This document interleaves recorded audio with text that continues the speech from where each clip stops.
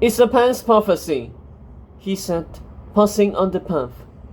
Only with you as a wedded queen can the Snorian's powers be claimed. One brother wests you and becomes the one true king. The second brother is restored by your blood. Sophie, the queen for one. Sophie, the healer for the other. You, the bond between brothers, each with an incentive to protect you. Like the Snorian, Sophie thought, kept by two brothers, each safeguarding it for their side. Something needled at her, something that didn't make sense. One brother wests me and becomes king, Sophie said. You mean when you wed me, you are the elder, you are the higher. Ryan cleared his throat. Yes, obviously. Sophie walked ahead. But which pen? You have spoken of this mystery pen again and again. The pen that supposedly told you all these things. Which pen was it? The Snorian or Landsman? Which pen knew I would be your queen? Which pen knew I could heal your brother? She looked back at Ryan, and to her surprise, she saw him grinning.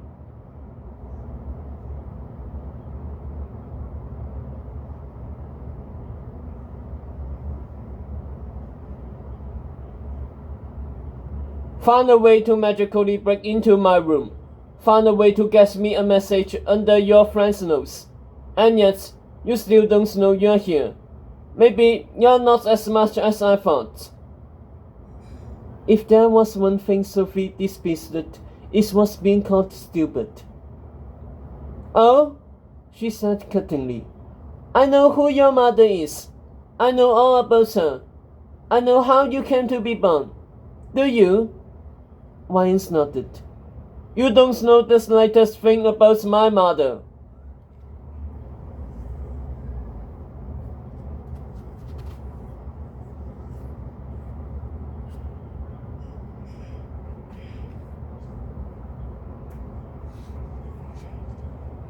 Sophie gave him a cold stare, and suddenly, as if her thoughts were making it happen, her dress shifted again. This time, the lace writhed tighter, pinching in at every corner, before the ruffles began to quiver in unison, like a dozen gossamer wings. The white wings flapped harder, a little head poking out between every pair, as if about to take flight. A shot of color appeared at Sophie's breast, like a stab wound, which bled outwards, covering these tiny winged creatures in rich, brilliant blue. The dress on her body now transformed into a dress so familiar, a dress once worn by her enemy, a dress made out of butterflies. An army of them, blue as sapphires, refolded and flowed as she breathed in and out, their heads rising and falling with her heartbeat, as if the dress was no longer fighting her or binding her, but obeying her.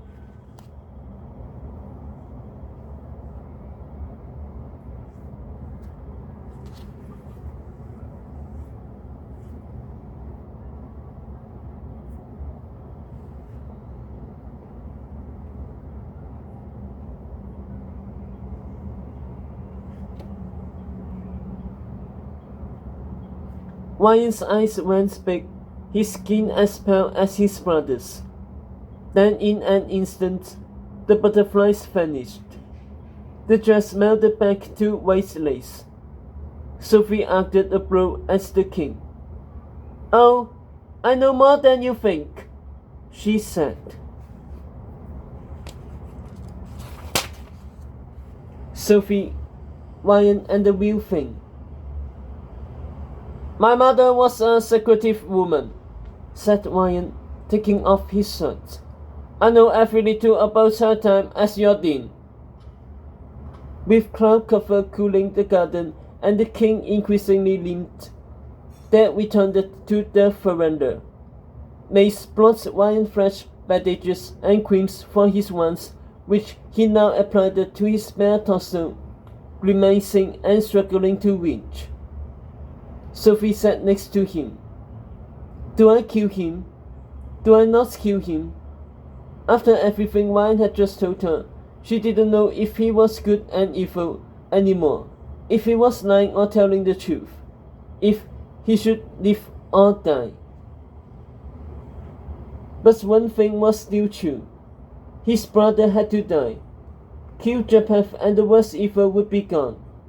Kill Japheth and Ryan might leave a fallen cinder in her grave. Kill Japheth and maybe she could let Ryan live. Maybe. But what about Tedros? Ryan had to die or Tedros couldn't retake the throne. Presuming Tedros should retake the throne. But what if Ryan was right?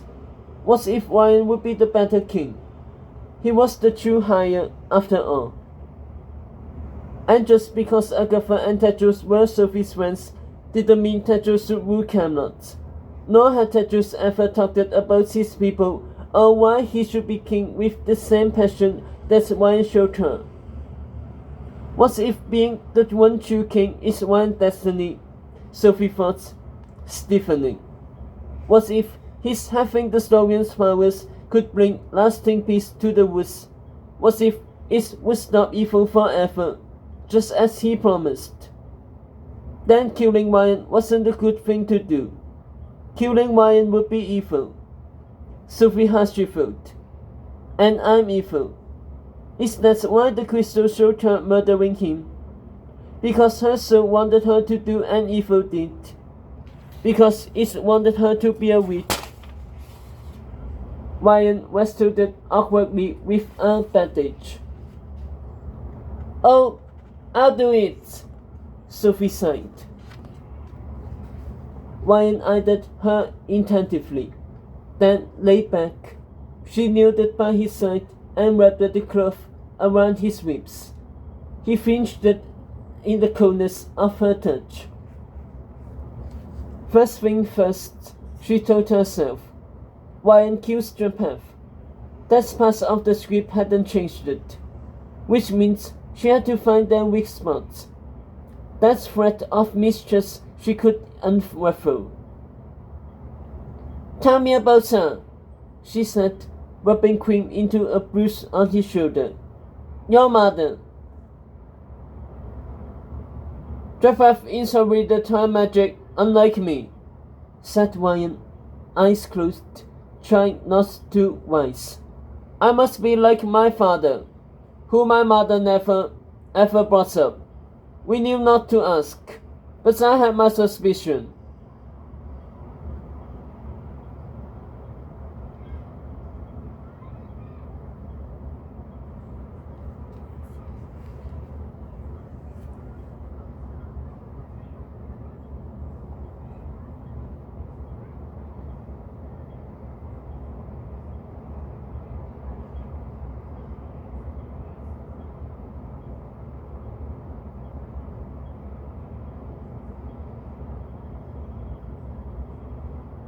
Such as